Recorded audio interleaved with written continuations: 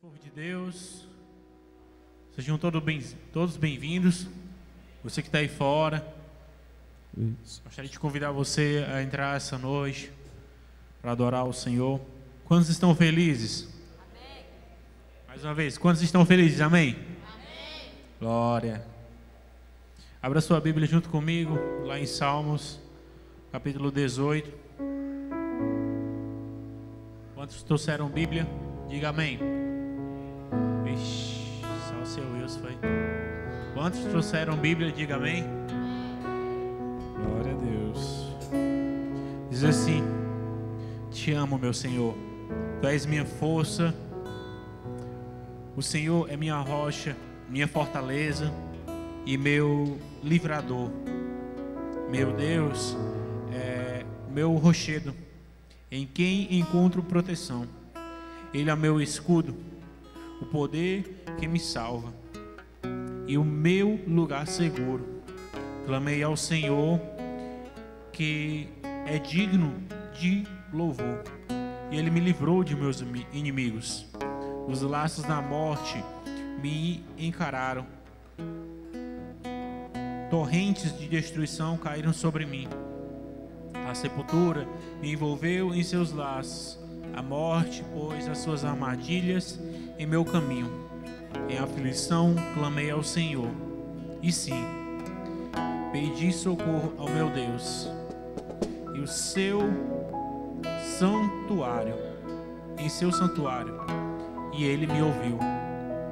Meu clamor chegou aos seus ouvidos. Amém? Quantos estão aqui aflitos de coração? Estão clamando ao Senhor por uma provisão, estão precisando. Eu creio que pelo nome de Jesus essa provisão será atendida. Busque ao Senhor teu Deus. Não entre nessa aflição, não entre no desespero, não caia nos laços do inimigo, mas sempre mantenha a sua fé firme.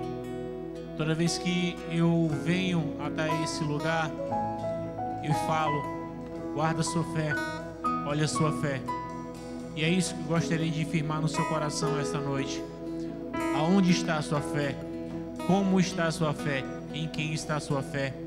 Senhor Jesus, clamamos a Ti essa noite e Te pedimos: vem, Senhor Jesus, nos dando, Senhor, a verdadeira fé, nos alimentando da verdadeira fé e colocando no nosso coração, em nome de Jesus, a certeza da Tua salvação, a certeza daquilo que nos espera, quer estar ao Teu lado, quer Te ver face a face, quer glorificá-lo pessoalmente, quer estar junto dos santos. Jesus, assim como Moisés desejou, essa noite eu creio que nesses corações também haverá o desejo, e há o desejo de ver a Tua face, de ver a Sua glória, de engrandecê-lo pessoalmente, Jesus. E essa noite, nesse culto de oração, nós Te pedimos: vem nessa casa, se derrama poderosamente nessa casa. Comece a orar agora em nome de Jesus. Não espere só por mim. Peça agora: Senhor Jesus, usa cada ministro de louvor, que as canções sejam tocadas pelo Teu Espírito Santo, que o Senhor conduza cada momento, cada palavra, que eu não saia daqui da mesma forma, que a cura que eu venho clamando ao Senhor, eu venho encontrar nesse altar. Ei, você não pode desistir, não pode jogar a sua fé no ralo e deixando que as coisas aconteçam ao léu. Não, você tem um Deus todo-poderoso, que abriu o mar, que fez água jorrar da rocha. Então não há impossível para esse Deus. Quantos creem, digam amém. Quantos creem, digam amém mais alto. Amém. Em nome de Jesus, Pai, nós Te agradecemos. Dai-nos uma noite maravilhosa pelo nome de Jesus. Amém e amém, Senhor. Dá uma salva de palmas para o nosso Deus. Aleluia. Amém.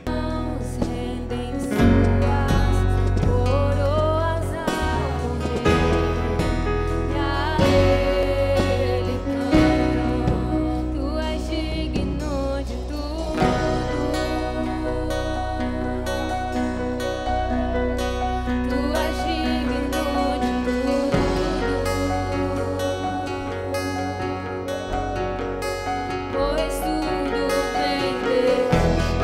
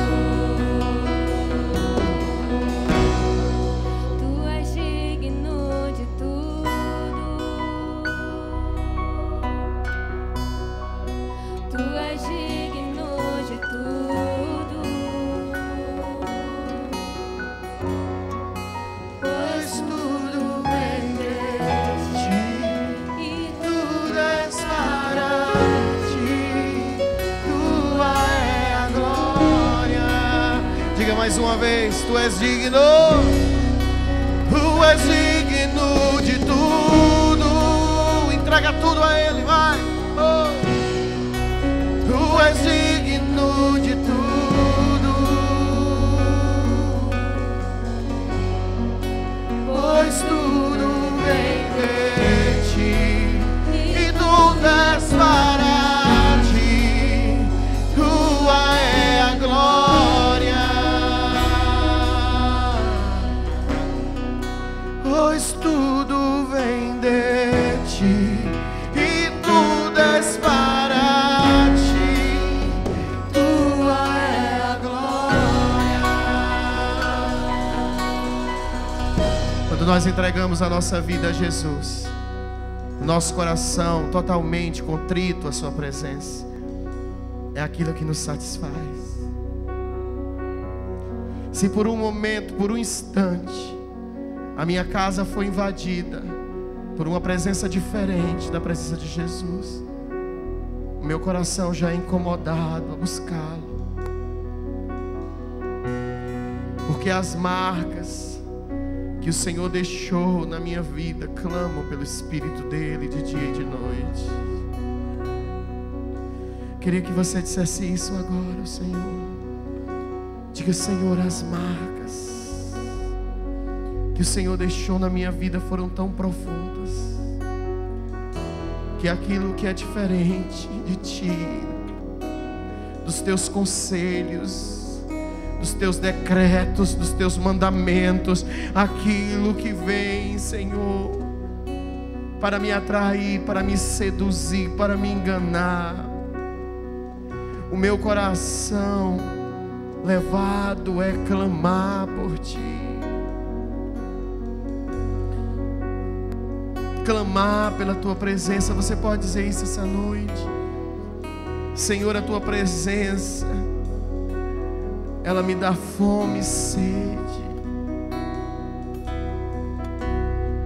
porque eu tenho marcas em mim que contam testemunhos da pessoa que tu és.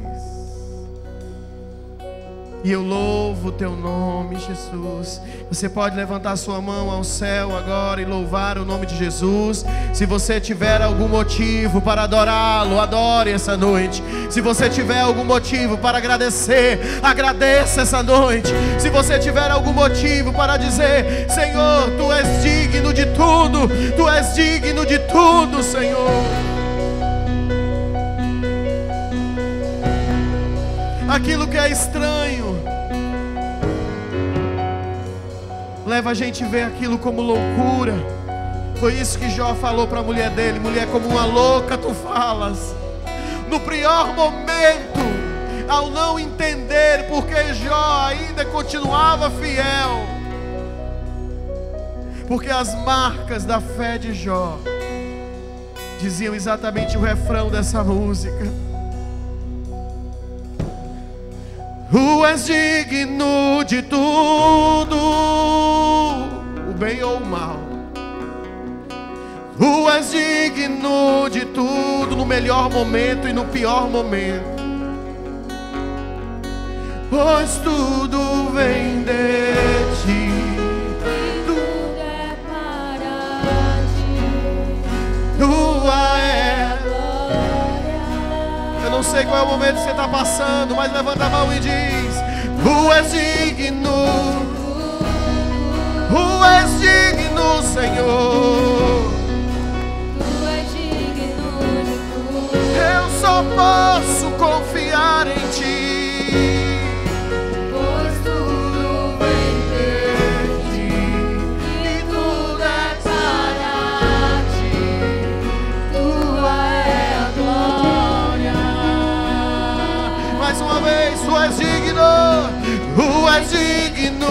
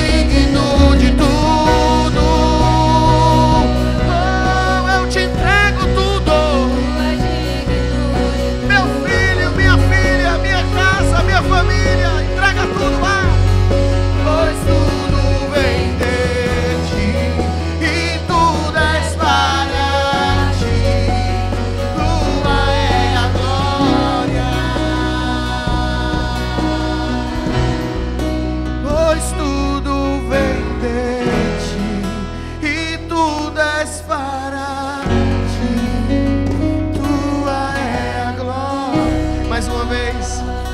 Tudo, tudo, pois tudo vem de ti e tudo és para ti. Tua é a glória.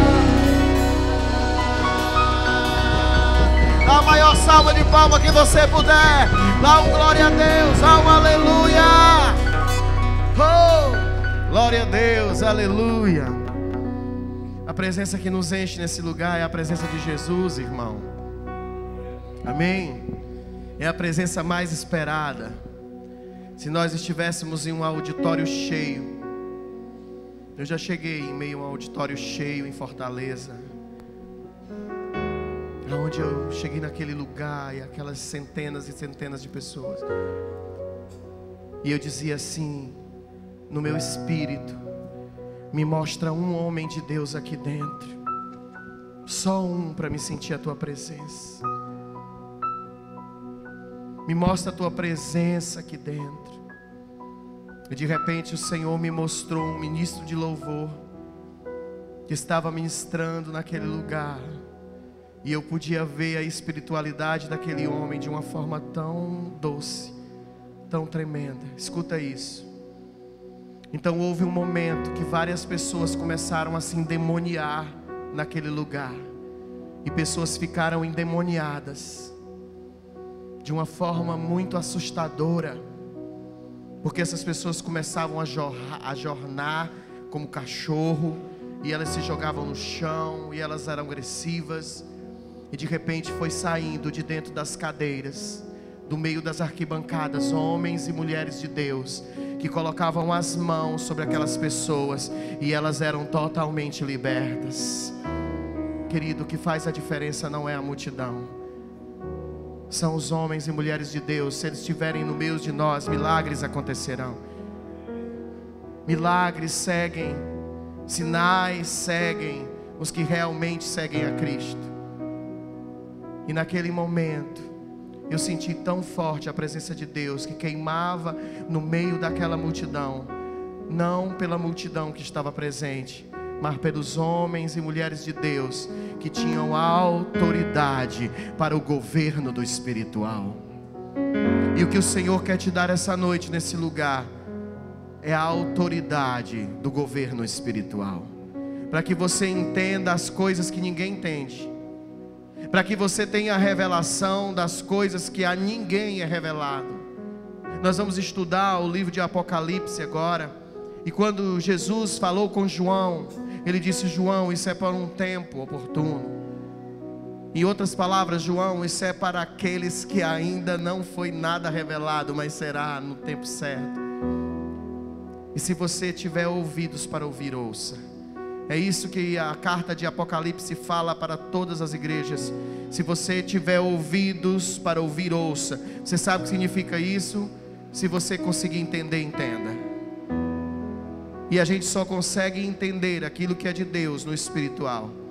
Eu não sei se você faz oração crendo, mas você entende que eu cheguei naquele lugar com uma fome e sede tão grande de Jesus, que eu só via músicas, danças e multidão. Música, e eu estava no meio, levando a minha caravana, e era uma multidão que eu liderava naquele tempo, e eu fiquei buscando cada líder responsável de cada setor, e cadê os meninos, e cadê os ônibus, e cadê os carros?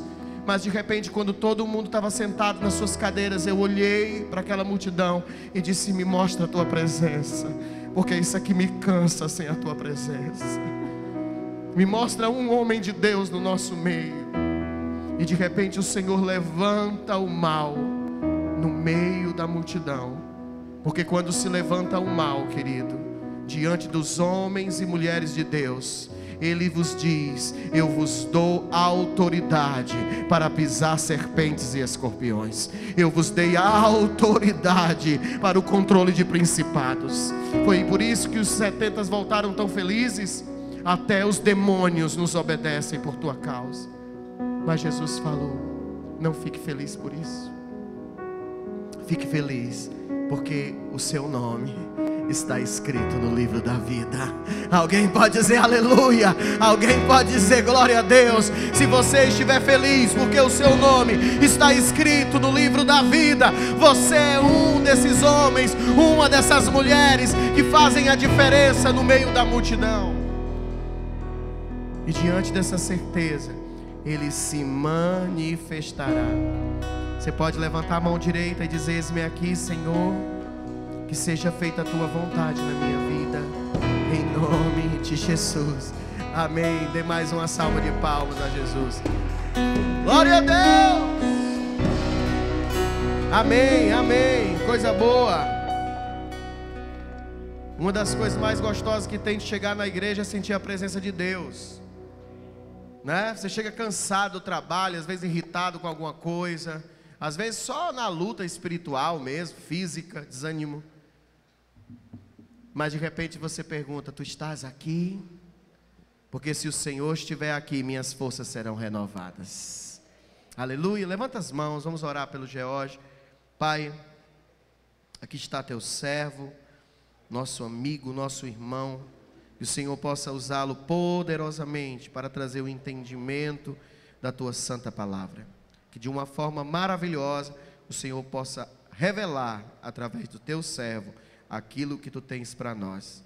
Isso em nome de Jesus. Amém e amém.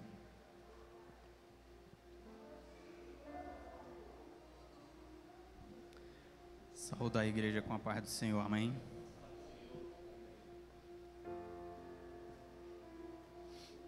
Fui incumbido em trazer a palavra em 2 capítulos, Apocalipse 6 e 7.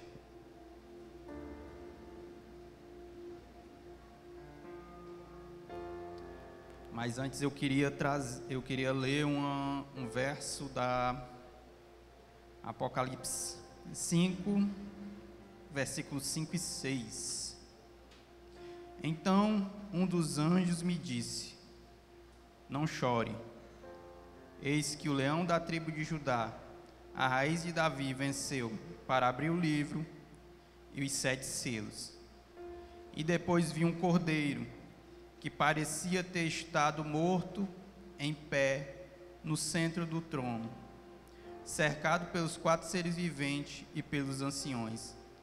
E ele tinha 7 chifres e 7 olhos, que são os 7 Espíritos de Deus enviados a toda a terra. Agora vamos para o 6:1, Apocalipse 6:1. Estou usando a versão NVI. Observei quando o cordeiro abriu o primeiro dos 7 selos. Então vi um dos seres viventes dizer com voz de trovão: venha. E olhei adiante de mim, e estava um cavaleiro branco, estava um cavalo branco, e seu cavaleiro empunhava um arco, e foi-lhe dado uma coroa. Ele cavalgava como vencedor determinado a vencer.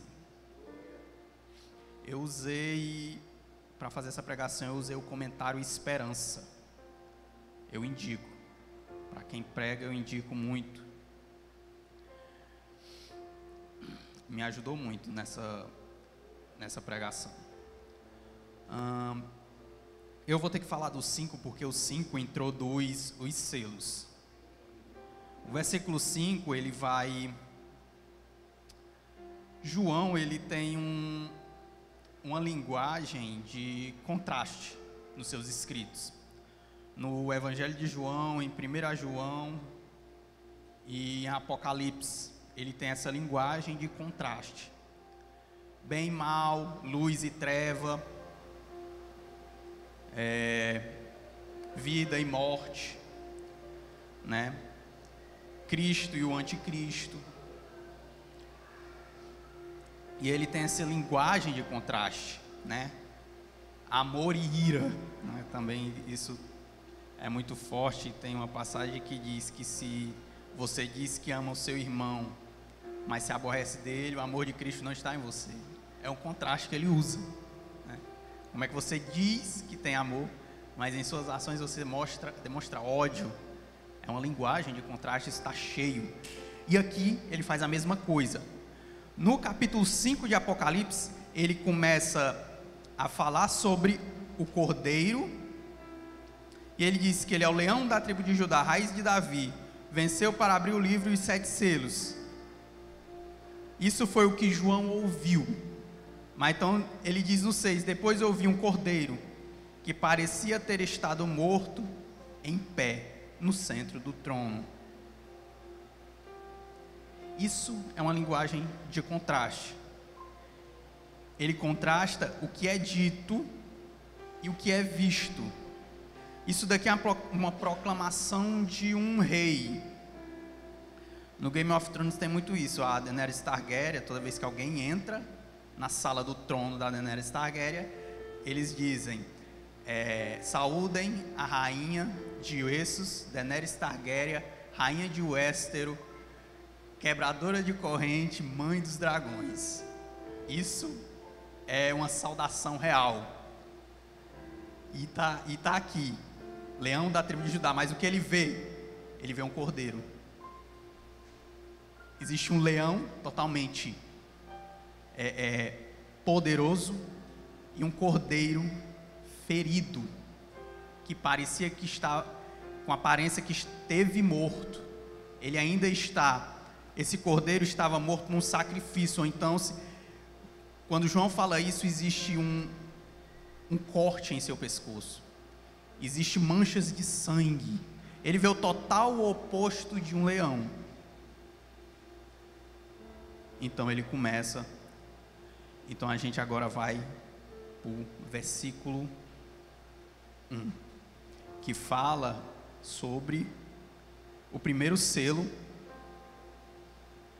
E esse selo é sobre o cavaleiro do cavalo branco, que tinha um arco. Ele foi dado uma coroa e cavalgava como vencedor, determinado a vencer. Esse é um dos 4 cavaleiros do Apocalipse, o chamado Conquista. Ele é a conquista. Só que existe muita dificuldade de interpretar, porque ninguém sabe se esse cavaleiro é Cristo ou anticristo. Isso é uma das dificuldades aqui. Eu queria ler 2 versículos, Isaías 53, 2-1. E ele cresceu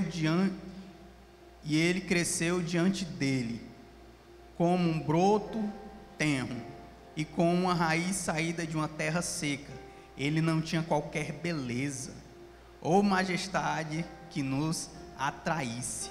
Nada havia em sua aparência para que o desejássemos. Foi desprezado e rejeitado pelos homens, um homem de dores, experimentado no sofrimento, como alguém que os homens escondem o rosto. Foi desprezado e nós não tínhamos por estima.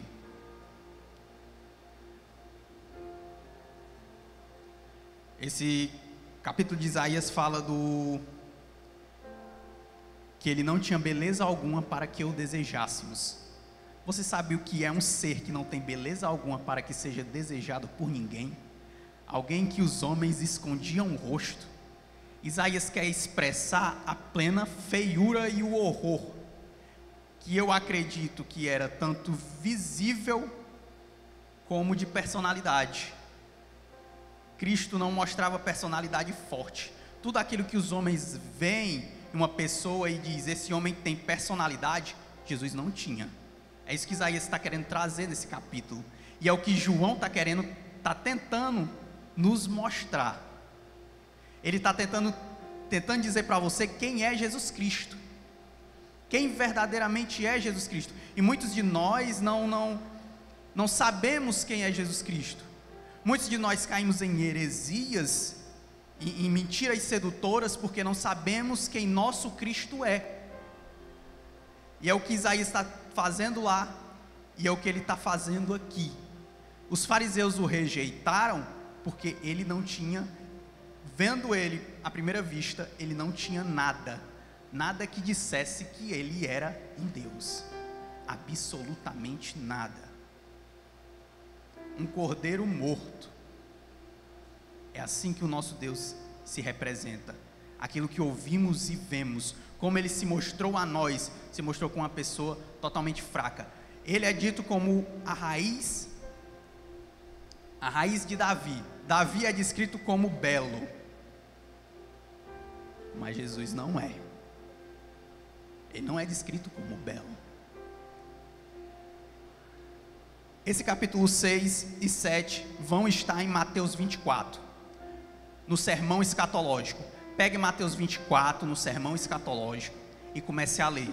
Ele vai começar a falar dos falsos profetas, e até aí você vai dizer, não tem nada a ver. Então você vai continuar lendo. Vai aparecer o segundo cavaleiro do Apocalipse, a guerra. Vai aparecer o terceiro cavaleiro do Apocalipse, a fome.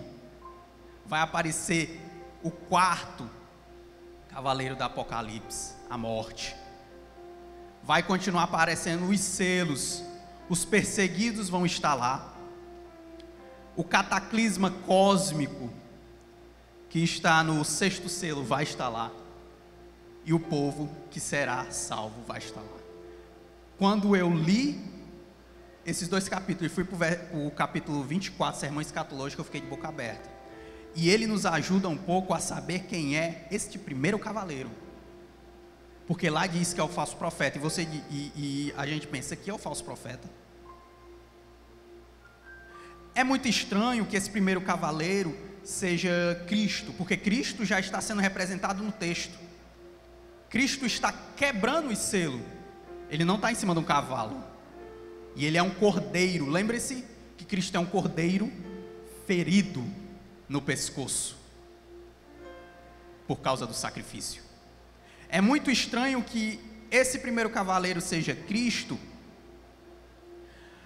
porque ele se mostra totalmente oposto de Cristo. Ele se mostra forte.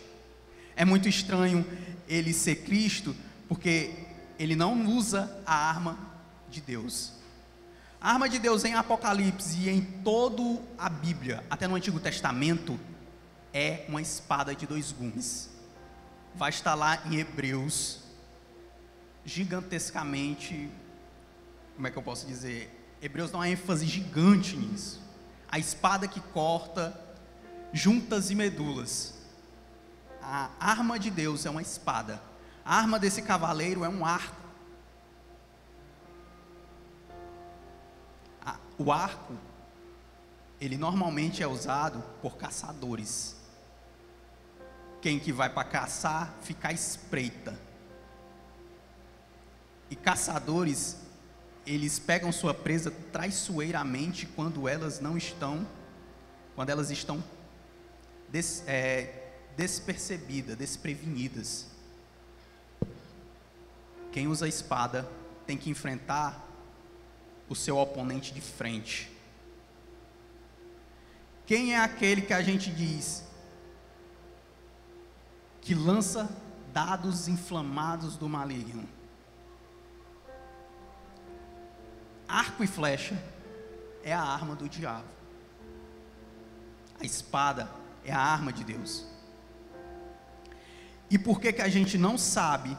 Por que a gente sempre fica se perguntando por que isso aqui é o anticristo, é Jesus Cristo, e a gente sempre tem dúvida? Por causa da nossa visão infantil sobre quem é o anticristo.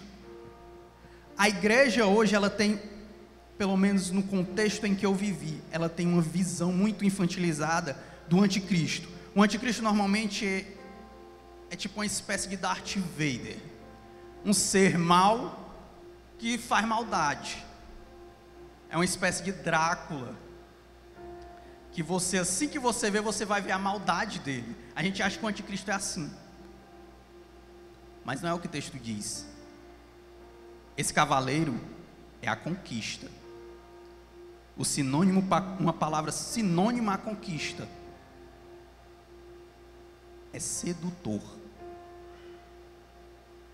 Existem 2 formas de conquistar: pela força ou pela sedução. E este cavaleiro consegue as duas. A gente tem uma visão muito infantil do anticristo. Quando a gente vai estudar sobre o anticristo nos livros de João, ele não fala de anticristo só em Apocalipse. Ele fala de anticristo várias vezes, e existe até outro nome para anticristo que ele dá. Os inimigos da cruz de Cristo também são anticristos. Anticristo é todo aquele que persegue, odeia e mata cristãos. Mas o anticristo também é aquele que adultera, degrine, perverte e manipula a imagem de Cristo e as suas escrituras. A gente não para perceber que se Cristo, ele é Deus, e esse Deus é uma das pessoas da Trindade, quem diz que ele não é Deus e não faz parte das pessoas da Trindade é um inimigo da cruz de Cristo, porque ele está dizendo que Cristo é o que ele não é. Ele está numa posição de anticristão, ele é inimigo dos cristãos, ele está contra nós, ele é inimigo, ele é um anticristo. Uma pessoa que usa a Bíblia e manipula a sua passagem para obter poder sobre os fiéis é uma espécie de anticristo. Jesus Cristo vai ser na Bíblia o que Ele quer que Ele seja para simplesmente manipular vocês. Ele também é inimigo da cruz de Cristo. E é claro, o mais clássico, qualquer um que persegue, odeia e mata um cristão, também é um anticristão.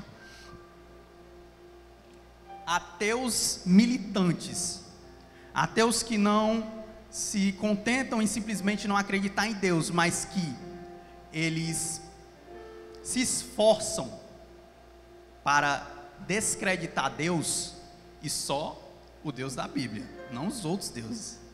Eles lutam para descreditar o Deus da Bíblia, também são anticristãos. Apocalipse, o nome do livro significa revelação. Essa palavra revelação, ela não tem a ver só com a revelação futura, mas a revelação daquilo que as coisas são. O que João está se esforçando a dizer às 7 igrejas da Ásia é: olha a sua volta. Você está cheio de inimigo e ainda não percebeu. O que ele está falando para algumas igrejas é: vocês aceitaram Jezabel, pois ela é um anticristo. Ela está fazendo os irmãos da igreja se desviarem. Algumas igrejas estavam sendo perseguidas por judeus que queriam que eles voltassem à lei de Moisés. E como é que João chama eles? Aqueles da sinagoga de Satanás. Eram contra Cristo, eram anticristãos. O que João está dizendo para as 7 igrejas da Ásia é: olha em volta. Você está vivendo um conto de fadas. Existe anticristo para todo lado. As pessoas vêm para a Bíblia, ficam olhando e procurando sinais de quando o grandioso anticristo vai aparecer, e o que João diz para nós é: olha em volta, já está acontecendo. Ele já está aí faz tempo, e você tem brincado de se tornar amigo dele, e ainda não percebeu.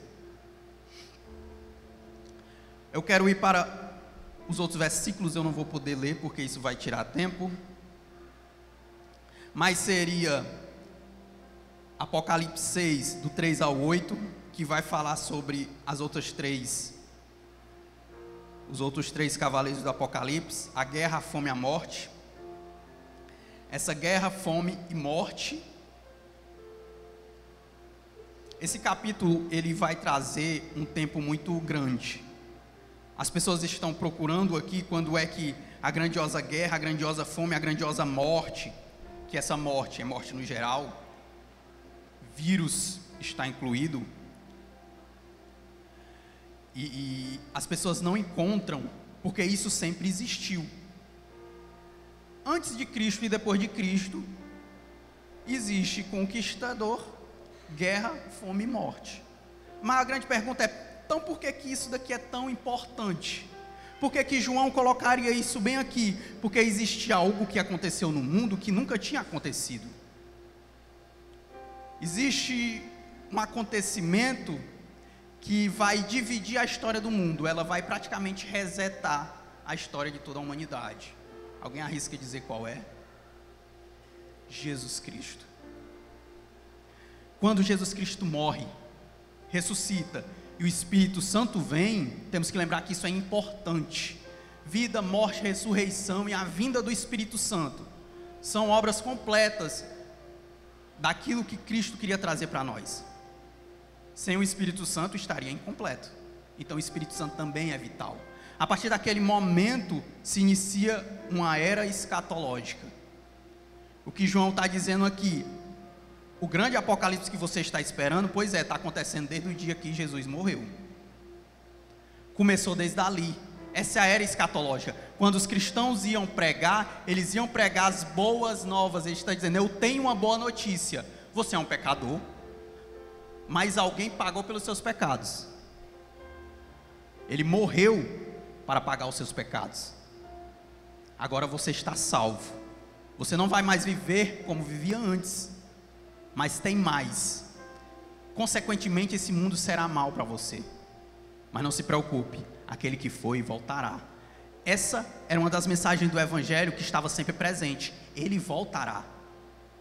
No mundo tereis aflições, mas tem de bom ânimo, pois eu venci o mundo.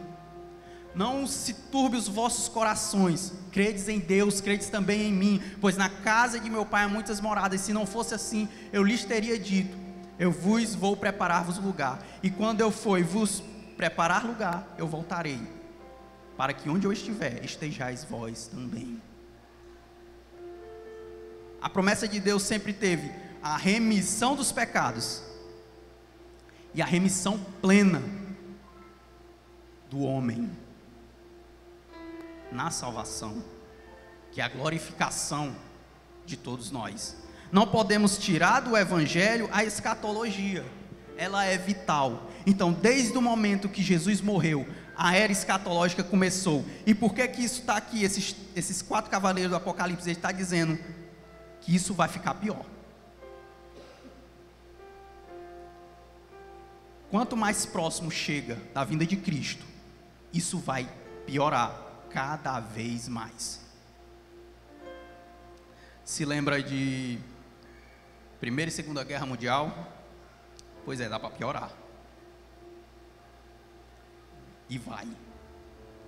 Não tenho dúvida disso. Quando ele disse que o primeiro cavaleiro vai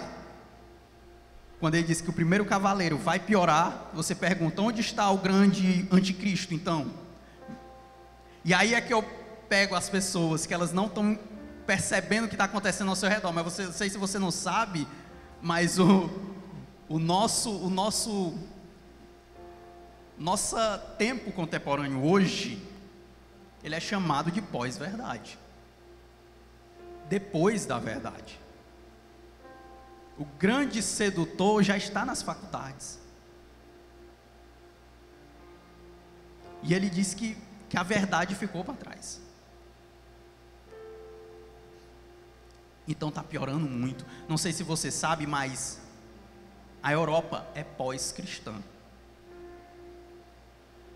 O mundo cristão que a gente tem, eu posso ir em Fortaleza e ir na Casa da Bíblia. Pego um ônibus, vou de carro, vou na Casa da Bíblia. Essa é a facilidade de eu ir numa livraria cristã.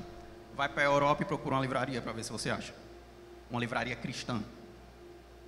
Você não vai achar. Você não vai achar nenhuma igreja para congregar facilmente. Ela é pós-cristã. O grande sedutor está vencendo. As coisas estão piorando, a gente aqui não está percebendo. Existe um desenho, Gravity Falls. O último episódio dele, um ser demoníaco se liberta e ele começa a impor o caos no mundo, e duas crianças sabem o segredo de como pará-lo. Só que ele esconde um deles num domo, num círculo de energia, e o seu irmão não sabe o que é aquilo ali, nem o que vai encontrar lá dentro. E ele diz que aquele é um plano mais incrível que ele já teve, o demônio diz, esse ser demoníaco. Quando um dos irmãos entra para resgatar o outro, ele acha que vai encontrar um inferno, mas o que ele encontra é o mundo mais perfeito, lindo e belo de todos. E todos os seus sonhos ali são realizados no estralar de Deus. Até o momento que ele rejeita esse mundo, e esse mundo se volta contra ele. É tão incrível que o sol quer pegá-lo, as árvores querem agarrá-lo, o chão quer engoli-lo, tudo está contra ele. É o que João está falando para nós hoje. A gente está vivendo um conto de fada e não está percebendo o que está acontecendo. A escatologia está chegando e a gente não está percebendo. A gente está vivendo num conto de fadas. Apocalipse 6, do 9 ao 11, são os 2 versículos, as almas dos mártires. Vou ler. Quando ele abriu o 5º selo, viu debaixo do altar as almas daqueles que haviam sido mortos por causa da palavra de Deus e do testemunho que deram. Eles declaravam em alta voz: até quando, ó soberano, santo e verdadeiro, esperará para julgar os habitantes da terra e vingar o nosso sangue?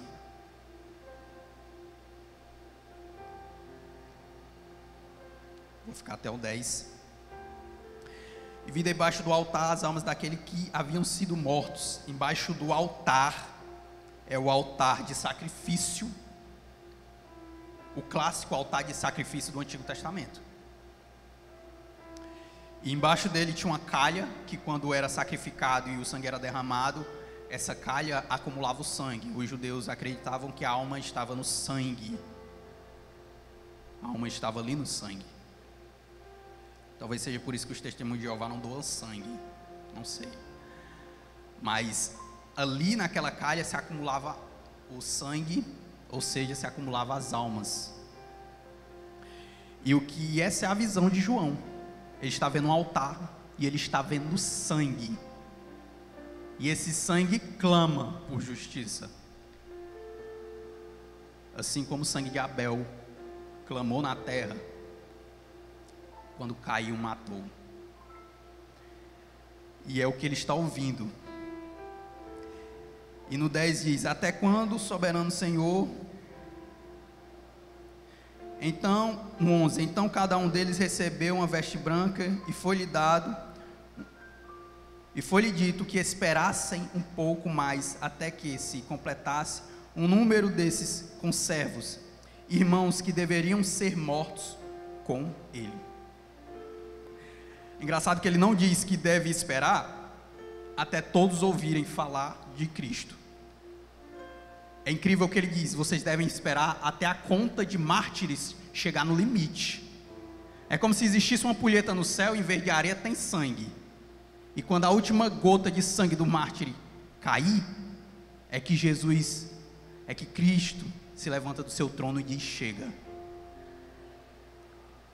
Para você ver o quão é incrível. O que ele está querendo expressar, João, aqui? Existe uma igreja ideal em Apocalipse. Em Apocalipse existe uma igreja ideal. É a igreja perseguida. Você vê isso nas 7 igrejas da Ásia. 7 igrejas, 4 sendo tanto elogiadas como reprovadas. Uma só reprovações e 2 só elogios. Quem são as 2 com elogio? Esmirna e Filadélfia. Aqui só tem reprovação, Laodiceia. O que Esmirna e Filadélfia têm em comum? Ambas são extremamente perseguidas. Esmirna até tem seu pastor preso. Por isso ele diz: vocês vão passar por 10 dias de tribulação. O pastor de Esmirna foi preso. Elas são extremamente perseguidas. Em Laodiceia, somos ricos e não precisamos de coisa alguma.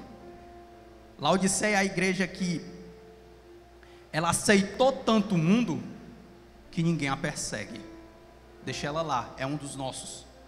E ela cresceu, ela ficou popular, ela se tornou uma grande igreja, a ponto de dizer: não se preocupem em dar ofertas para nós, que a gente não tem necessidade nenhuma. Existe uma igreja ideal em Apocalipse. As últimas bem-aventuranças do Sermão do Monte. E eu creio que toda a Bíblia nos leva ao Sermão do Monte. Bem-aventurado vós, quando sois perseguido pelo meu nome. A bem-aventurança que normalmente ninguém gosta.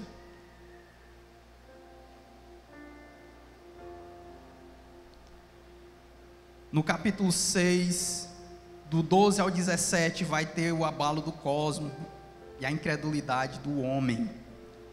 Ele diz, no versículo 12, observei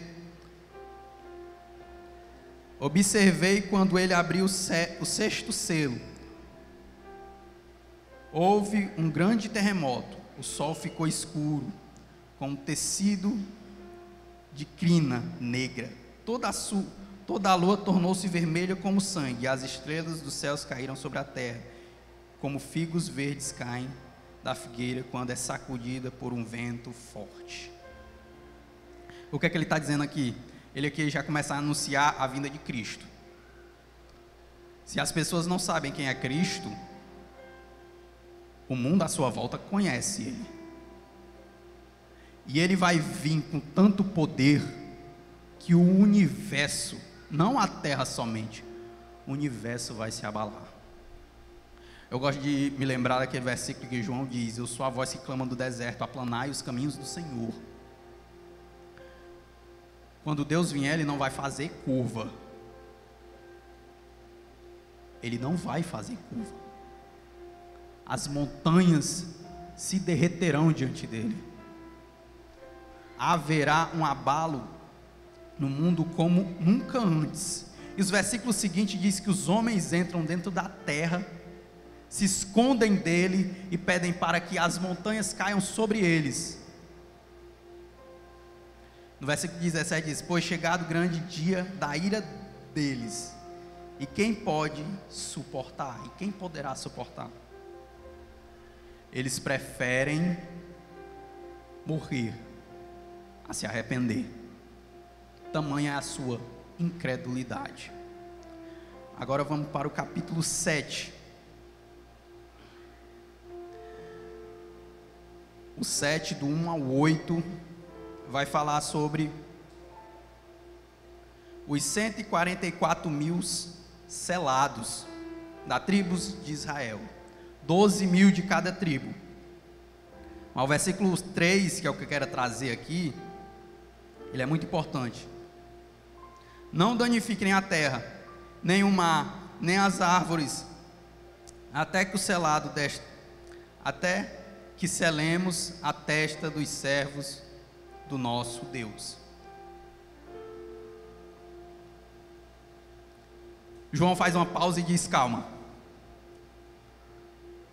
vai haver algo que nunca houve antes no mundo, mas só depois que cada pessoa que deve ser salva for salva, cada pessoa que deve ser selada for selada.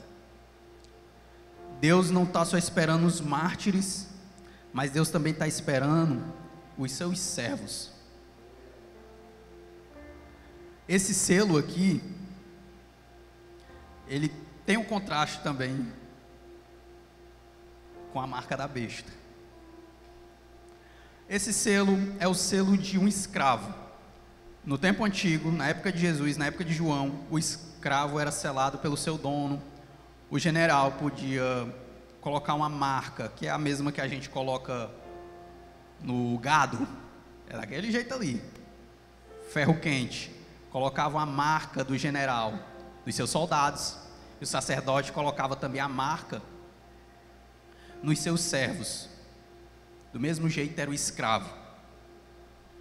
Por que ele é um contraste com a marca da besta? As pessoas acham que a marca da besta é um chip ou alguma coisa do gênero. A marca na besta, na testa e na mão, significa pensamento e ação. O que ele está falando aqui, esse selo dos servos de Deus, ele está falando do Espírito Santo. Ele está falando do novo nascimento. Até que eles sejam salvos, até que eles nasçam de novo, até que eles se arrependam. Ele está falando de uma ação e de um pensamento. Não vos conformeis com esse mundo, mas transformai-vos com a renovação da vossa mente, para que saibais qual a boa, perfeita e agradável vontade de Deus. É disso que ele está falando. A marca da besta é o contrário. Todas essas pessoas que são anticristãs têm a marca da besta. Um homem que deliberadamente sai para matar um cristão, pensamento de ódio, ação de morte, marca da besta. O que João está dizendo, se você está procurando um chip, a marca da besta já está aí faz tempo, e você também não percebeu. A gente tem o privilégio de estar em um país de relativa paz aos cristãos, mas não se engane, a gente está sendo cercado pelo anticristianismo. A Bolívia persegue os cristãos, a Venezuela persegue os cristãos, a perseguição no Peru, no México, a perseguição que a gente achava que era só no Oriente Médio e na África, agora são nossos vizinhos.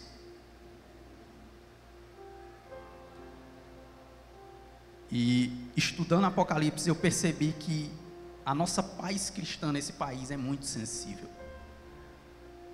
Uma simples canetada de um presidente e tudo muda do dia para a noite. E ele está falando disso aqui. No 7, do 9 ao 17.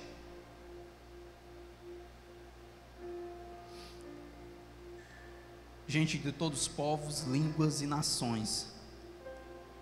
O 9 diz: depois olhei e diante de mim estava uma grande multidão, que ninguém podia contar, e todas as nações, tribo, povos, línguas, em pé diante do trono do Cordeiro, com vestes brancas, segurando palmas, e clamavam em alta voz: a salvação pertence ao nosso Deus, que se assenta no trono, e ao Cordeiro. E todos os anjos estavam de pé ao redor do trono, dos anciões, dos 4 seres viventes, e eles se prostravam com o rosto em terra diante do trono e adoraram a Deus, dizendo: Amém. Louvado, louvor e glória, sabedoria, ação de graças, honra, poder e força, seja do nosso Deus para todos sempre. Amém. No versículo 4 do capítulo 7, vai ter assim: então ouvi o números do que foram selados, 144 mil de todas as tribos de Israel. E no versículo 9 ele fala: depois disso olhei, e diante de mim estava uma grande multidão que ninguém podia contar, todas as nações, tribos, povos e línguas em pé. O que eu ouvi e o que eu olhei, o que eu ouvi e o que eu vi. Ele ouviu uma contagem da tribo de Israel, mas o que ele vê são os povos da terra sendo salvos. O povo de Israel, se crê em Cristo, serão salvos. Mas todos os outros povos da terra também serão salvos. Eu costumo dizer que depois que Cristo morreu na cruz, o mundo virou sua Israel.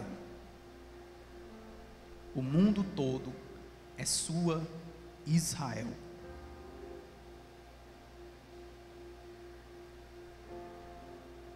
E Ele promete salvar a todos nós. Esse texto,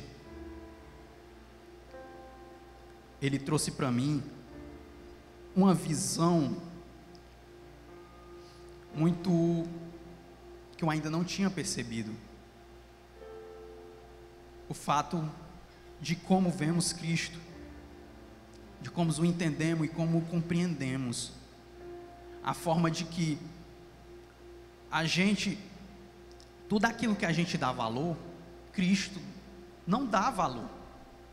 Aquilo que o homem normalmente dá valor, Cristo não dá valor algum. Ele não quis vir com roupas brancas, com vestes gloriosas. Ele não quis vir bonito. Tem uma música muito bonita e antiga que diz que ele diz assim sobre Cristo: aquilo que eu vejo nos quadros simplesmente é ilusão do pintor. Ele com certeza está falando dos quadros de Jesus Cristo, os grandes quadros da Renascença, onde Jesus Cristo é bonito, é belo. É como a gente tem o Cristo nos filmes. Não sei se vocês sabem, mas é muito difícil naquela época um homem sem barba. Cristo está sempre sem barba. Aquilo não existia. E a gente cai nesse erro de aceitar homens que vêm para nós com todo esse status de beleza, de força, de imponência, quando Cristo se mostra exatamente o contrário. Uma vez eu recebi testemunho de Jeová lá em casa e a gente começou a falar sobre o livro dos Mormons, e ele disse: está aqui um livro dos Mormons, e foram escritos pelos nossos apóstolos, e cada livro tem sua assinatura, nós temos os originais. Eu olhei e disse assim: a Bíblia não tem nada disso. Não sei se vocês sabem, mas a gente não tem nenhum manuscrito original da Bíblia, escrito pelo próprio punho de Paulo. A gente vai ter cópias muito antigas, mas nenhuma delas, das cópias antigas da Bíblia, dos manuscritos que foram encontrados, foram escritos a próprio punho de Paulo. Muitos deles nem assinatura tem, como Hebreus. Como é que Hebreus entra dentro do cânon se ninguém sabe quem é o autor? Por causa daquilo que ele fala, sua teologia é perfeita. Os homens leem e dizem: é impossível esse livro não entrar. Não é o contrário. Cristo não dá valor a isso, a assinatura. Eu disse para um irmão, disse que a Bíblia estava sendo adulterada, que a Igreja Católica adulterou toda a Bíblia. Eu primeiro perguntei para ele como é que a Igreja Católica adultera uma Bíblia, que no fim das contas Lutero usa a mesma Bíblia para contradizer a Igreja Católica. Mas em segundo lugar eu disse assim: teu Deus é muito fraco, porque ele não conseguiu nem mesmo a própria livro sagrado dele preservar durante os séculos. O teu Deus é muito fraco, o meu não é. Deus não dá valor a isso. Essas coisas tolas e inúteis que normalmente nós damos valor. Charles Spurgeon, hoje ele está em aulas de faculdades e ele não teve nenhum diploma. John Bunyan não teve nenhum diploma, ele só sabia ler e escrever. E ele está nas aulas das maiores faculdades de teologia do mundo. Deus não dá valor a isso.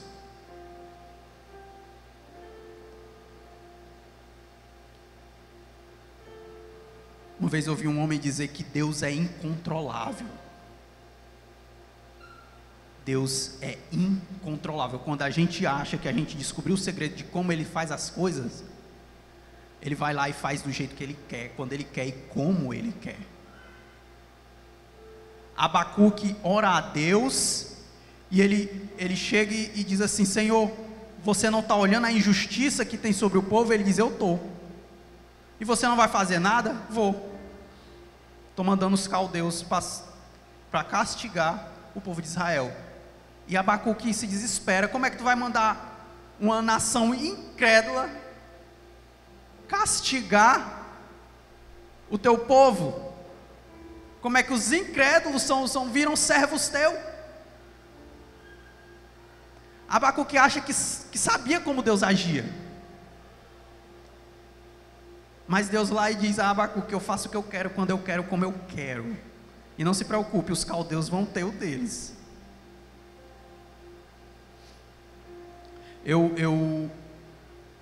Esse texto que fala sobre o sangue dos cristãos, há uma grande Deus está olhando para eles. Deus está olhando para os nossos irmãos que estão morrendo no outro lado do mundo e que muitas vezes nem sequer oramos por eles. Na Coreia, prendem cristãos em contêineres. No trabalho, de vez em quando eu tenho que descarregar caminhão. O caminhão aberto é extremamente claustrofóbico. Imagine um contêiner fechado. Eles são presos em contêineres. Se um dia o governo comunista coreano cair e aquele país for aberto, a gente vai descobrir campos de concentração de cristãos maiores e mais perversos que Auschwitz. Trabalhos escravos eles são mandados. Crianças enjauladas. Deus está olhando para tudo isso. E muitas vezes vê as igrejas do Ocidente olhando: sou rica e abastada e de nada preciso. Não se preocupe conosco. Não preciso da ajuda de vocês. Eu vejo coisas de pessoas no púlpito falando: ah, Deus, o Espírito Santo me autorizou a gastar 30 mil reais numa peça de roupa. 30 mil reais numa peça de roupa. O cristianismo prosperou tanto que eu não sabia. Não existem cristãos morrendo de fome. Não existem pessoas fugindo, se escondendo em floresta para não serem mortos. Que ela tenha 30 mil reais, essa pessoa tenha 30 mil reais sobrando, que não precise fazer mais nada. Isso é o tamanho da nossa ignorância como cristãos, com nossos irmãos que sofrem. Você já se perguntou, se o seu irmão fosse para a guerra, como você reagiria se o seu irmão estivesse na guerra? E você esperasse com grande expectativa, ou uma carta que dizia que ele morreu, ou ele vem vivo. Essas eram as duas opções: cara ou coroa, ou vem vivo ou vem morto.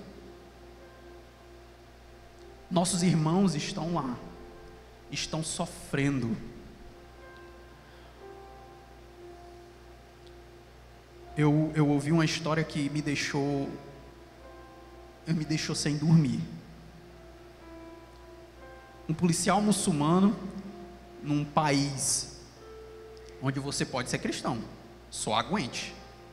Ninguém vai te matar, mas você tem que aguentar. É igual o negro nos Estados Unidos na década de 50. Você pode ser negro, você só tem que aguentar o racismo. E lá é desse jeito.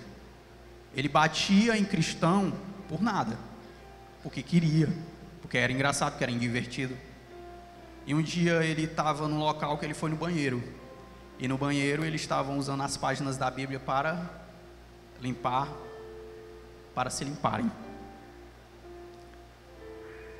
E tinha uma última página, era um dos evangelhos. Ele ficou curioso, porque nunca entendeu por que esses cristãos se submetem a isso.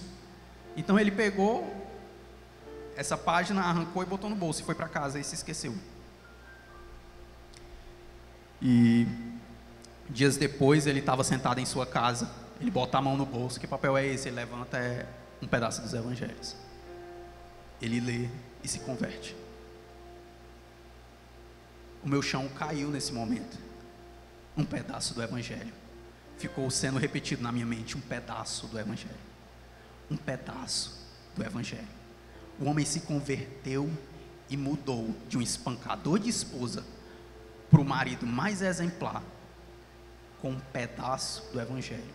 Eu não consigo ser fiel com a Bíblia inteira. Um pedaço do evangelho. Isso foi a história mais humilhante para mim. Eu não consigo ser fiel nem com a Bíblia inteira. E ele foi salvo com um pedaço do evangelho.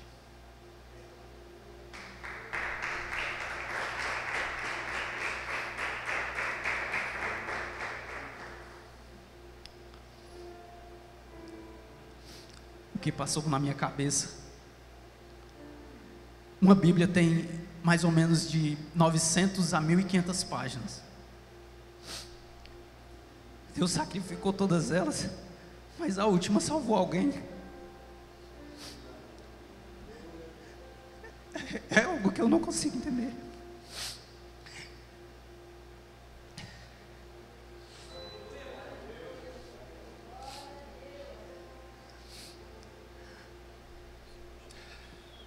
Eu vi uma imagem de uma criança dentro de uma gaiola de pássaro, porque os pais eram cristãos. É demais para mim. E muitos de nós nem oram por eles.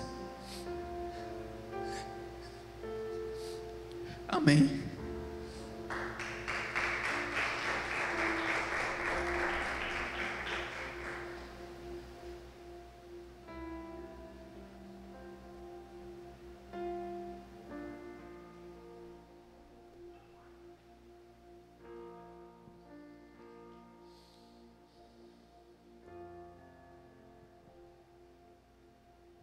Glória a Deus, igreja.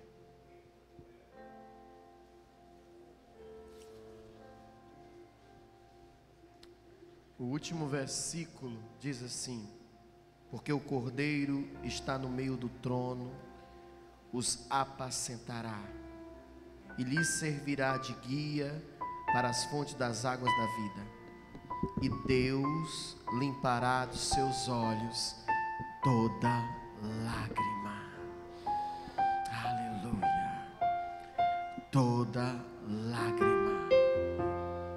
Deus enxugará dos seus olhos toda lágrima. A promessa é tão grande, a verdadeira promessa, não essas promessas que muitas vezes nós buscamos, mas a promessa verdadeira, que é vida eterna, sem dor, aonde a morte já não existe, e o Senhor é o que nos cobre. Aleluia. Limpa dos nossos olhos toda lágrima. Sabe por quê? Porque a morte já não existe. Porque Ele é aquele que suprirá tudo. Se todos os cristãos buscassem a vida eterna, seria mais fácil a gente abdicar dessa vida aqui, que já está com o relógio marcado. Estava vendo uma foto minha e da Djarlene, hoje, dos 15 anos da Djarlene. Vou te mandar aquela foto, 15 anos. A gente está bem ainda, estamos bem. Mas hoje eu com quase 50 e com você mais de 40. Foi ontem. Foi aqui nesse lugar, aqui atrás. Mas a nossa vida vai passando. E a gente já passou por tanta coisa. Tanta gente já se foi. Gente que a gente amava. A gente que cuidou de nós. Sabe, a gente acha que as pessoas são para sempre, né? Mas o relógio está marcando o ponteiro. mas para aqueles que creem na promessa, viverão para sempre com Cristo Jesus. Aleluia. Você crê nisso? Então fique de pé no seu lugar. Vamos orar nessa hora.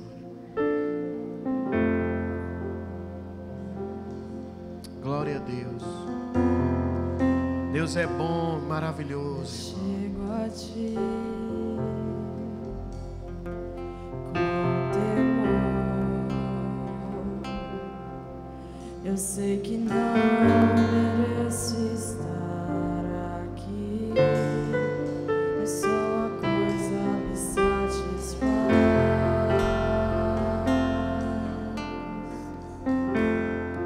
Só uma coisa me satisfaz.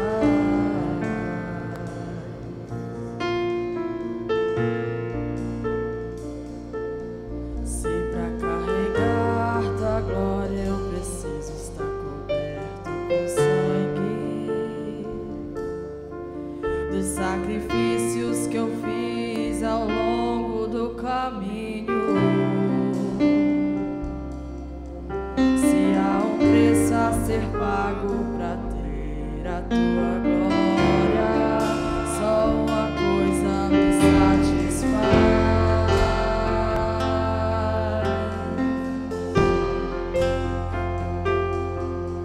Neste lugar onde os anjos escondem o rosto de ti,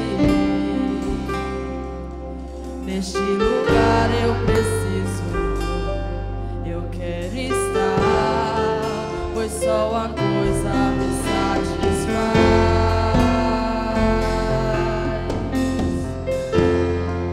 Só uma coisa me satisfaz.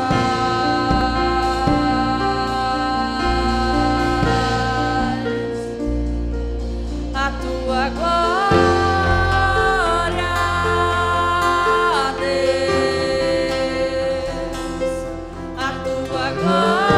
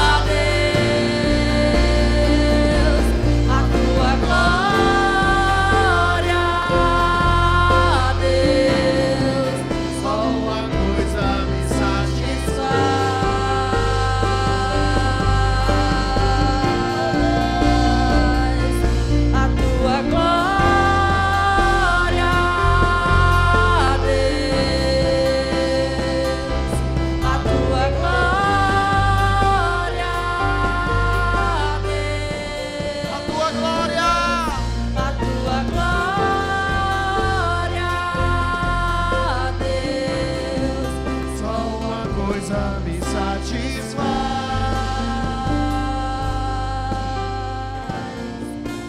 E eu te dou os meus ombros pra carregar a tua glória. Por onde eu passar, manifestar a tua glória, ó Deus.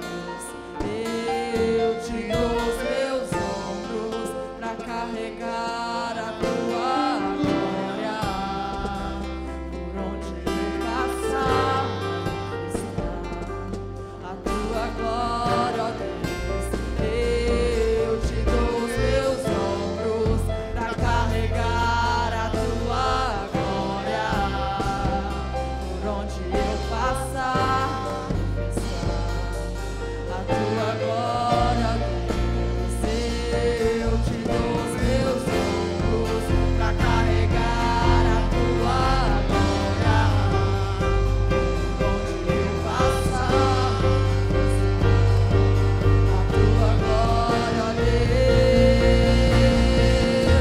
E o que eu desejo, o que eu preciso, e o que eu procuro, a tua glória, a tua glória. O que eu desejo, o que eu preciso, e o que eu procuro, a tua glória, a tua glória. O que eu desejo, o que eu preciso, o que eu procuro, a tua glória, a tua glória. O que eu desejo, o que eu preciso, o que eu procuro, a tua glória, a tua glória, a tua glória,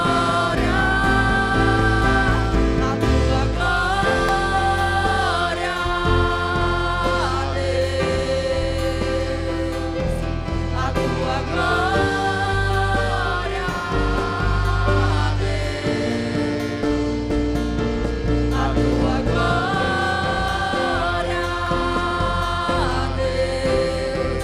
Só uma Coisa me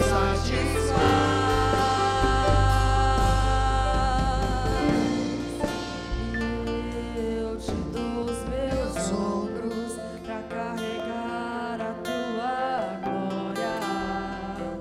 Por onde eu passar, manifestar a tua glória, ó Deus. Eu te dou os meus ombros pra carregar a tua glória.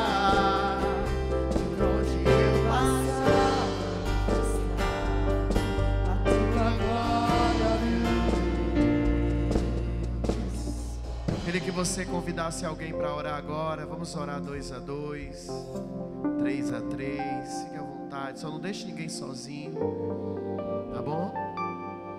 Vamos fazer essa corrente de oração agora, orando uns pelos outros. Às vezes a gente não sabe as lutas de cada irmão. Hoje se torna comum as pessoas falarem de ansiedade, de depressão. E a verdade é que o mal vem sobre todos, irmão. Mas nós temos um que nos cobre, que nos protege. É Ele que enxuga lágrimas. É Ele que transforma dores em testemunhos. É Ele ao qual nós podemos confessar que nos salvou de tantas e tantas e tantas situações. E Ele não falhará. No objetivo final, o Senhor não falhará. Ele será aquele que salvará a tua alma. Ele será aquele que vai animar você. E você pode dizer, como salmista: por que estás abatida, minha alma? Ainda o louvarei. Ainda o louvarei, porque Ele guarda a minha família, Ele guarda a minha casa, Ele guarda a minha saúde, Ele guarda a minha finança, mas acima de tudo, Ele guarda a minha fé nele, que me torna inabalável diante das situações dessa vida. Pai, nós te buscamos essa noite, porque acreditamos em cada promessa, mas acima de todas elas, nós acreditamos na tua salvação, e é nela e por ela que persistimos firme, é dela que vamos falar aos nossos filhos, aos nossos netos.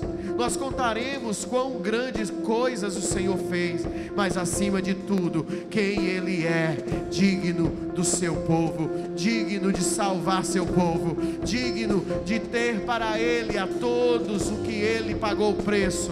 Ele comprou para si homem, mulher, tribo, língua e nação. Senhor, nós nos entregamos na tua presença, porque somos teus, e nos arrependemos dos nossos pecados, que por muitas vezes nos afastam de ti. Nossa sabedoria, que às vezes humana e diabólica, nos faz ver acima daquilo que o Senhor nos limita a ver, e nós vamos andando para a nossa própria esperança, e a nossa esperança gera morte, porque é o fim de todos nós. Mas quando olhamos para ti, geramos vida, e é vida eterna, fé verdadeira, até uma esperança que crê contra a própria esperança, porque quando não houver mais esperança, se olharmos para ti, estás acima de toda dificuldade. Tu és Deus acima de todas as doenças, Tu és Deus acima de todas as decisões, Tu és Deus acima de todos os decretos. Nós confiamos em Ti, Pai amado, e nós colocamos hoje a nossa vida totalmente em Tua dependência. Se somos fracos, o Senhor é a nossa força. Se andamos abatidos, o Senhor é a nossa alegria. Se andamos como desesperados, o Senhor é a nossa calmaria. É Ele que nos consolida em paz, que apacenta o nosso coração, ó pastor das nossas almas, que garante que diante de tantas lágrimas, elas serão enxugadas por Ti. Porque cada promessa que o Senhor fez a cada um de nós se cumprirá, porque o Senhor não é homem para que minta, nem filho do homem para que engane. O Senhor é Deus e cumpre todas as tuas promessas. Haveria Ele de não cumprir a maior de todas elas, que é a nossa salvação. Então diga: Senhor, se lembre de mim. Senhor, se lembre desse meu irmão, dessa minha irmã, das suas dificuldades, do que ele tem passado. Pai, em nome de Jesus, nós oramos uns pelos outros. Em nome de Jesus, oramos pelas famílias uns dos outros. Senhor, lembre-se da nossa casa, porque nós andamos nesse mundo como peregrinos, passando de estação em estação. E como a Tua palavra diz, já fui criança, já fui jovem, já fui homem, e agora estou velho, mas eu nunca vi um justo abandonado ser, nem a sua descendência a mendigar o pão.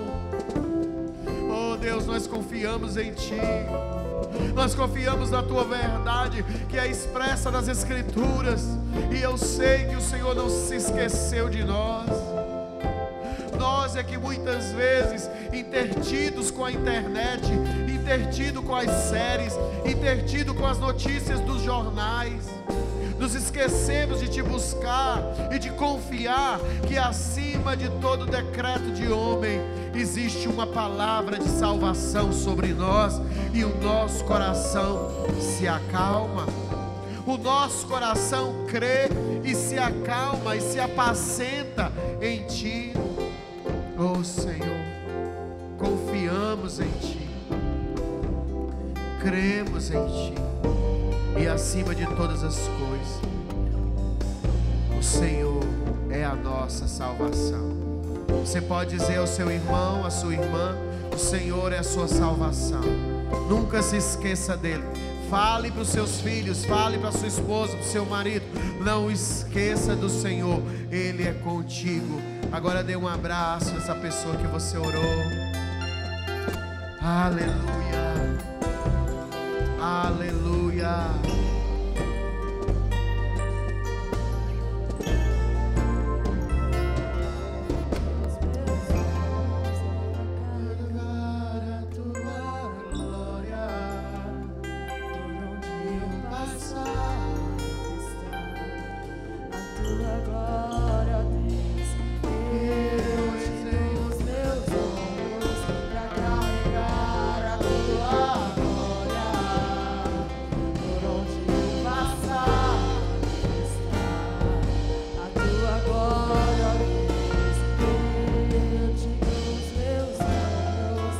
Levante as mãos para a sua casa agora. Comece a orar pela sua família.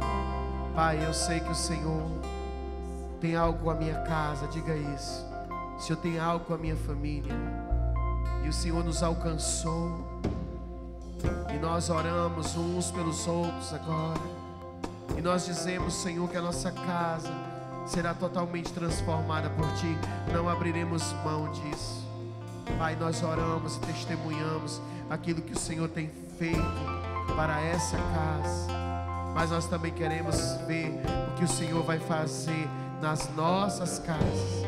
Que diante de toda tribulação, quando o mal bate a porta, o Senhor encontra eles primeiro, em nome de Jesus. Você pode dizer isso? Senhor, encontra eles primeiro, salva eles primeiro. Não deixe que o mal os leve, nem os engane, mas que o Senhor transforme em salvação, em nome de Jesus. Queria que você levantasse as mãos para a redenção. Vamos orar pela igreja de redenção. Vamos orar pelo Paulo, pela Carla, pela sua família. Vamos orar pelos membros daquele lugar, pelas famílias que eles são representados. Pai, em nome de Jesus, nós oramos sobre aquele casal. Que o Senhor possa guardar o coração deles, proteger o coração deles, lhes dar força, ânimo e vigor. Pai, em nome de Jesus, que aquela palavra que ecoou no coração deles, de ser forte e corajosos, permaneça, e que eles sejam inabaláveis na decisão que tomaram em Ti, de permanecer fiel ao Teu propósito e ao Teu chamado. Senhor, em nome de Jesus, e tudo aquilo que se levanta contra aquela igreja caia por terra em nome de Jesus, e que o Senhor guarde, acampe anjos sobre aquela família, anjos sobre aquela casa, e que eles sejam totalmente cobertos, Senhor, pela Tua proteção, em nome de Jesus. Levante as mãos para essa igreja, para as quatro paredes desse lugar. Senhor, nós oramos pela igreja, nós oramos por esses lugares que representam vidas, que representam famílias. Senhor, o Senhor nos deu uma palavra esses dias, que nós devemos ser sacerdotes da nossa casa. Então levanta no coração de cada homem, de cada mulher, essa responsabilidade de ser testemunha viva de Cristo sobre a terra. Senhor, que a gente viva nos Teus parâmetros. Senhor, que a gente viva, Senhor, diante daquilo que o Senhor tem falado para nós. Que nós sejamos fiéis, que nós sejamos alinhados, que nós tenhamos consciência de responsabilidade, para que a nossa casa viva o verdadeiro Evangelho, e para que a gente tenha sabedoria para não sermos enganados. Isso em nome de Jesus. A igreja diga: vamos dizimar, bora ofertar. Você que vai dizimar, você que vai ofertar, levante sua mão, eles vão te entregar um envelope. Você que vai fazer pelo Pix, a Lígia vai estar colocando aí nas TVs. Mas eu creio que o sentimento é o mesmo. É um sentimento de conversão. Conversão genuína promove comportamentos genuínos. Jesus não se admiraria pela oferta da viúva se a oferta não fosse algo importante. Porque oferta revela coração, dízimo revela coração. E Jesus via tanta gente botando muito, mas que não valia nada, e ela botou tão pouco que valia tudo. Não é o quanto você ganha, é o quanto você dá valor a Deus ou ao dinheiro. A Bíblia inteira só fala de outro Senhor, ela só reconhece outro ser como Senhor, é o dinheiro. Mas não é porque Deus reconhece o dinheiro como Senhor, mas é porque nós, é a única coisa que é capaz de ter um valor tão grande para nós quanto o próprio Deus. Você sabia? O que é que compra pastores? Que a gente vê uma geração comprada, como o George falou. Eu também vi pastoras falando disso, pastores falando disso, pastoras com cinto de marca valendo mais de 38 mil reais. É só um cinto, gente. O problema é esse, é só um cinto. Ele está dando 38 mil reais no cinto, enquanto tem gente passando fome. Mas aquela mulher não é uma mulher de Deus, sem dúvida. Mas em um momento, o outro Senhor falou mais alto. Revelou uma carnalidade que não era ainda curada. Então você agora, pense comigo. Quem é o teu Senhor? Deus ou o dinheiro? Quem é o teu Senhor? Pergunta ao irmão aí do teu lado. Quem é o teu Senhor? Deus ou o dinheiro? Pronto, a resposta é muito simples. Você dizima? Pronto, está dito. Não diga que Deus é teu Senhor se o dinheiro vale mais para você do que Deus.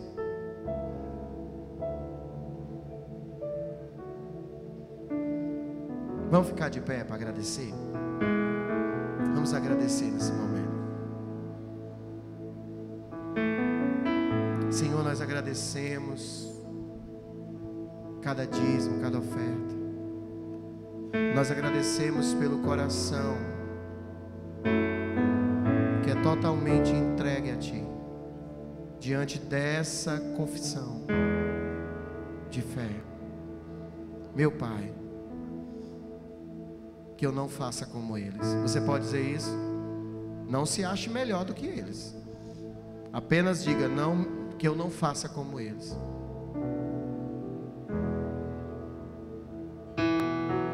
Mas que eu seja fiel a Ti, Senhor de Jesus. Pode trazer seu dízimo, traga sua oferta. Levante sua mão com alegria. Vamos adorá-lo, vamos adorá-lo.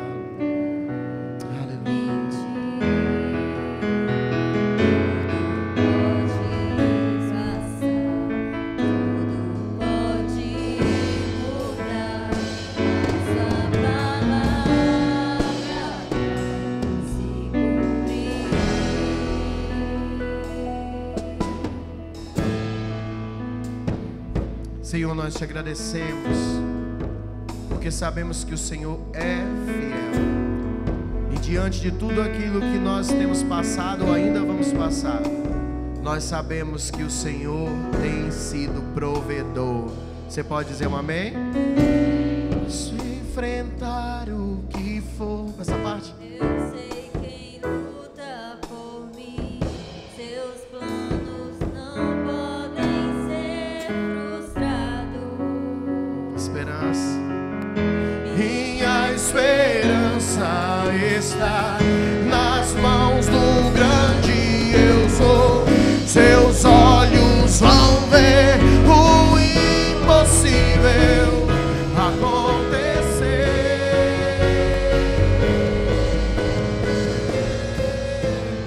Deus de aliança, Deus de promessas, Deus que não é homem pra mentir. Tudo pode passar, tudo pode mudar, mas sua palavra vai se cumprir.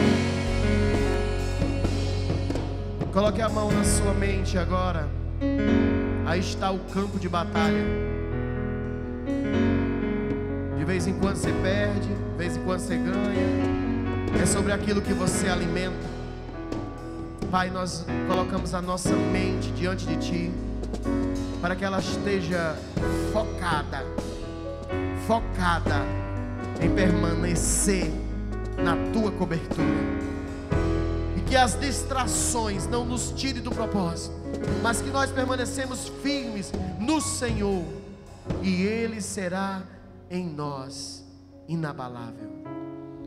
Nós tiramos toda acusação, toda depressão, toda ansiedade, todo engano, toda mentira, todo medo, toda confusão, toda mágoa, todo desentendimento, tudo aquilo que tem roubado sua mente e seu coração. Nós repreendemos agora em nome de Jesus toda discussão, toda dúvida, todo peso sai agora, em nome de Jesus, e receba a paz que excede todo o entendimento. Independente das guerras e das lutas, você permanecerá firme e em paz para lutar e vencer todas as batalhas, em nome de Jesus. A igreja diga aleluia.